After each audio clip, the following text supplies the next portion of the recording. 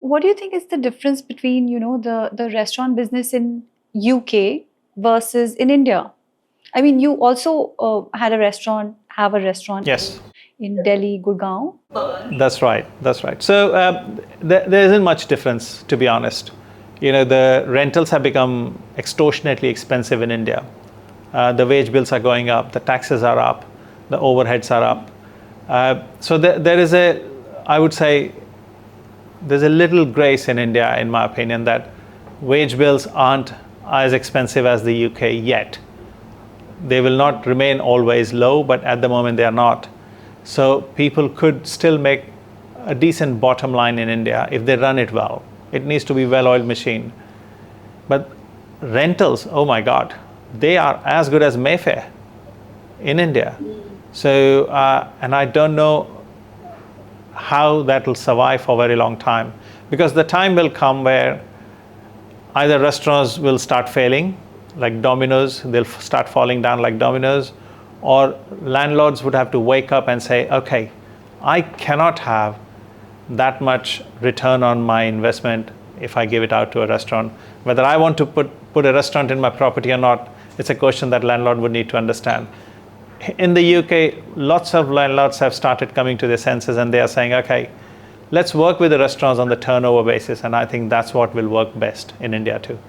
What would you advise somebody who wants to get into the restaurant business? Especially, you have had successful restaurant businesses in I, London. I would say study the model first, go with a very crisp concept. Because there are already so many restaurants, the competition is humongous. And I'm not slating that they are bad. All of them are very good. People study a lot about before opening the restaurant. They study the margin lines, they study where they can buy the stuff from to make it more conducive and profitable. So because it's such a competitive business, it means that the chances of failure are also very high. So you've got to understand before you step into this that how you're going to manage the whole thing. Your finances have to be top notch. You have to give in at least 3 years to yourself to make it a success. You cannot decide, especially in the restaurant business, it's not decided within a year. First year is often a promotional year. Second year is the one where you consolidate. Third year is the one you start making profits. So by the third year, if you have not started making profits, it's time to start thinking that this is not working. Either I change the tact, either I change my marketing, or I change the profile. Something has to give in. And if you have tried everything and everything we have tried is not working, it's time to go. We live in a time where people are really into instant gratification. In India, there is this concept of 30 minutes, within 30 minutes, Domino's delivers pizza, otherwise it's free, right? So, do you think uh, there has been a change in the attitudes of diners in in England, in Everywhere, India, from when you everywhere. started to how it is now? Definitely. There is a change in the diners' attitude. People have gone more casual, no doubt about it. This doesn't mean that fine dining is on decline, because fine dining will always remain there. There's a clientele for it. Previously, people aspired to go to a restaurant and they would save and splash out on that one experience because they dreamt of it. Now the restaurants are so many that people will say, okay, we're not going for fine dining, we'll go anywhere else. And it could be a very casual dining, very casual service as well. If you're staying home, as you said, people want delivered on the flip of the something that should arrive on the door. I think it's a different service model. And when I started talking to you and I said, the restaurant industry needs to remain relevant, that's what I meant. You need to remain relevant to the needs of the people. If whatever people want, if you don't cater to that, you will become irrelevant. You will go out of business.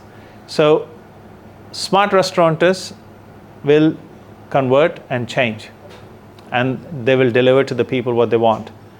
Rigid ones may not. They may survive, they may not survive. And some of them who are true pujaris of their talent and their art, sometimes they decide to fold in. They say, we have done a bit, and it's time to bow out and get out of the business. So I'll name somebody whom I absolutely love, adore, and look up to for a lot of things. His name is Michel Roux Jr. He was son of Chef Albert Roux, who was a father figure for me, and still is. He's not there anymore among us. When I came to the UK, he held my hand and taught me lots of things about this country. So I was listening to Michel's interview in one of the places, and he decided to shut his restaurant after 53 years of operation. His uncle and his father had opened that restaurant. Then he took the helm of the restaurant 34 years ago. He was behind the pass running that restaurant. It was 2 Michelin star throughout till the time he was running. And this is what he exactly said. He said, I couldn't remain relevant. I couldn't see myself doing things what other restaurants were doing and people wanted. Maybe I'm old-fashioned, maybe I'm a dinosaur, maybe I'm too traditionalist, but that's my call. That's what I want to do, and that's what I take my pride in. It's time to fold in and do something different and not cook. So he took a decision to shut a restaurant which was a legacy in this country. Everybody, you name it, Marco Pierre-White, Gordon Ramsay, Tom Aiken, all these big name chefs have come out of that kitchen.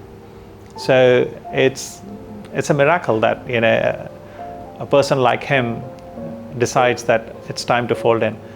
And this is what I'll bring it back, saying businesses have to be relevant to the time. So when COVID happened, I had opened Kanishka with the thought of super fine dining, as I always do. My previous restaurants continues to do that, what I left behind. And I was not going to do any different, so it was going to be fine dining. But during lockdown, we decided if we have to survive, let's start the takeaway. And before that, not even once I had cooked a box of takeaway food, let's put it this way. Not to sell. To give it to the guests, yeah, I had. But to sell, I had not. And we started doing takeaway, and we were one of the first restaurants in the country to start doing the takeaway during lockdown. Business was booming because there was nothing else available. We had drivers, social distancing, mask staff, PPE, and all that stuff we were working under instructions. And I have to say that was one of the wisest decisions I took in that time, to use the strength of the cuisine, because takeaway Indian food works incredibly well in this country. And I lean on that, and it worked out amazingly well for us, to be honest. And that's what has kept me in business today. I'm still sitting in this restaurant thinking, thank God I did that, because if I didn't, my funds would have run out and this place would have shut down. But that kept me going.